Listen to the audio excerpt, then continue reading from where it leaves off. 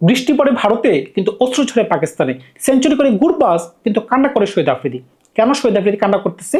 কেন শহীদ আফ্রিদি বৃষ্টিকে পছন্দ করে না? এই প্রশ্ন উত্তরটাকে আপনি দিতে পারেন? শহীদ আফ্রিদি কে? এটা উত্তরকে আপনি দিতে পারেন? শহীদ আফ্রিদি হচ্ছে আমাদের জামানার অন্যতম সেরা ব্যাটসম্যান, যে কিনা প্রথম বলে 4 মারতে পারতেন, প্রথম বলে ছক্কা মারতে পারতেন, এমনকি প্রথম বলে তিনি আউট হতে পারতেন। ভাই, বলারদের জন্য একটা আতঙ্কের নাম হচ্ছে শহীদ আফ্রিদি। বিধ্বংসী ব্যাটসম্যান, বিধ্বংসী মানে বিধ্বংসী ব্যাটসম্যান। কি কারণে?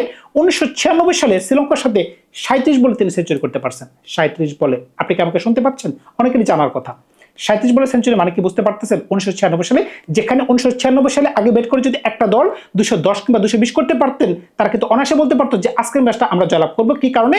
পরে ব্যাট করে এত রান কিন্তু নেওয়া সম্ভব হয় না।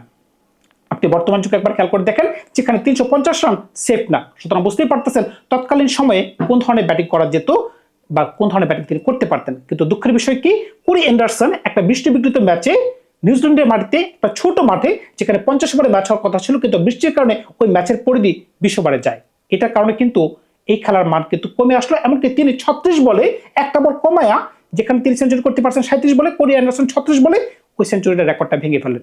বুঝতেই পারতেছেন পরের দিন সকালবেলা যখন তিনি ঘুম থেকে উঠলেন, এমনকি জানতে পারলেন, তার মাথায় কিন্তু আকাশ ভেঙে পড়লো। এমনকি আমরা যারা তার ফ্যান আছি, আমরা কিন্তু আকাশ ভেঙে পড়লাম যে কোরি অ্যান্ডারসন কে। তিনিও একটা পোস্ট করলেন, ভাই কোরি অ্যান্ডারসন কে, আমি তো তাকে চিনি না। কারণটা কি? কোরি অ্যান্ডারসন তখনও আন্তর্জাতিক মঞ্চে এতটা প্রসিদ্ধ ব্যাটসম্যান না। কিন্তু খেয়াল করে দেখেন, যখন টি-20 ফরম্যাটটা চালু হয়ে গেল 2008 থেকে 2007 থেকে 2014 সাল, কিন্তু মোটামুটি 7-8 বছর হয়ে গেছে, সারা বিশ্বে কিন্তু টি-20 খেলার যুগ চলতেছে, তখন কিন্তু সকল ব্যাটসম্যান কিন্তু 4 ছক্কা মারতে পারদর্শী হয়ে গেছে। বুঝতে পারতেছেন আজকে কোন ঘটনা ঘটছে?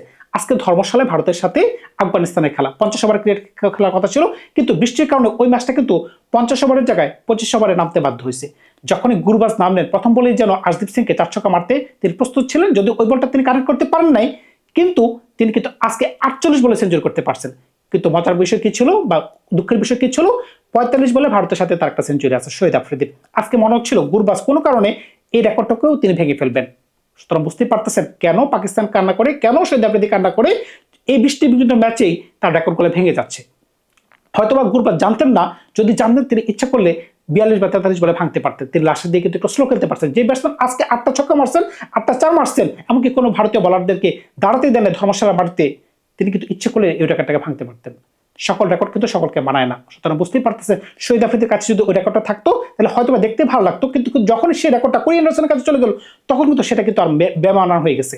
কিন্তু এর কিছুদিন পরে যখন এবি ডিভিলিয়ার্স 31 বলে যখন করতে পারলেন জর্জবার্গের মাটিতে, সেটা কিন্তু দুর্দান্ত ছিল। এমনকি সেটা মানানসই জায়গায় থেকেছে। কারণটা কি? সারা বিশ্বের অন্যতম সেরা ব্যাটসম্যান কিন্তু এবি ডিভিলিয়ার্স। আপনি খেয়াল করে দেখেন, যখন সাইদ আনোয়ারের কাছে 194 রানের রেকর্ডটা ছিল ওডিআই ফরম্যাটে এক ইনিংসের সর্বোচ্চ রান, সেই রেকর্ডটা কিন্তু তাকে মানাইতো। এমনকি সেটা সাইদ তখন কিন্তু ভালো ছিল। কিন্তু জিম্বাবুয়ের একটা ব্যাটসম্যান যখন সাইদ আনোয়ারের রেকর্ডটা ভেঙে ফেললো, সমান রান করলো 194 রান, এটা কিন্তু দেখতে ভালো লাগতেছিল না। কারণটা কি?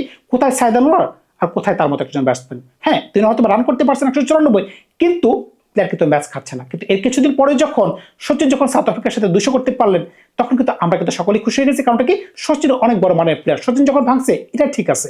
তারা বুঝতেই পারতেছেন কিছু জিনিস মানে যোগ্য ব্যক্তিকে পাইতে হয়, এছাড়া কিন্তু তখন কষ্ট পাইতে হয়। যখন আজকে গুরবাজ যখন এমন একটা ব্যাটিং করা শুরু করলো, তখন কিন্তু আফ্রিদির জন্য আমার কষ্ট লাগতেছে। কি কারণে? কারণ আফ্রিদি 2005 সালে, আজ থেকে প্রায় 21 বছর আগে তিনি এই সেঞ্চুরিটা করতে পেরেছিলেন। সুতরাং বুঝতেই পারতেছেন 2005-এর ব্যাটিং পিচ আর বর্তমানে ব্যাটিং পিচের মাঝখানে অনেক তফাৎ, এমনকি বলারদের মাঝখানে কিন্তু অনেক ধরনের তফাৎ রয়েছে। সুতরাং বুঝতেই পারতেছেন কষ্ট পাওয়াটা এখানে স্বাভাবিক ব্যাপার। 50 ওভারের ক্রিকেটে যখন আমরা টি-20 ধাঁচে খেলা শুরু করি, তখন কিন্তু অনেক রেকর্ড কিন্তু ভেঙে যাচ্ছে। এখন বৈভব সূর্যবংশী যখন ক্রিকেট খেলা শুরু করবেন, কিছুদিন পরে কিন্তু তার অভিষেক আমরা দেখতে পাবো। এখন 31 বলের যে রেকর্ডটা আছে, যেটা এখন বর্তমানে এবি ডিভিলিয়ার্সের কাছে আছে, উনি কি সেটা রাখতে পারবেন কিনা, সেটা হচ্ছে দেখার বিষয়। এমনকি 200 যে রেকর্ডটা আছে রোহিত শর্মার বর্তমানে 264, এটা ভাঙতে একটু কষ্ট হলে হইতে পারে, কারণ কি 264 ইজ হিউজ রান। কিন্তু ভৈভব সূর্যবংশী যদি কোনো দিন 40 ওভার পর্যন্ত খেলতে পারেন, আমার বিশ্বাস তিনি সেটা ভাঙতে পারেন, বলা যাচ্ছে না কিন্তু। ধন্যবাদ সবাইকে। ভালো থাকবেন আপনারা। নতুন কোনো কল্পনা খুব শীঘ্রই হাজির হবো আপনাদের সাথে।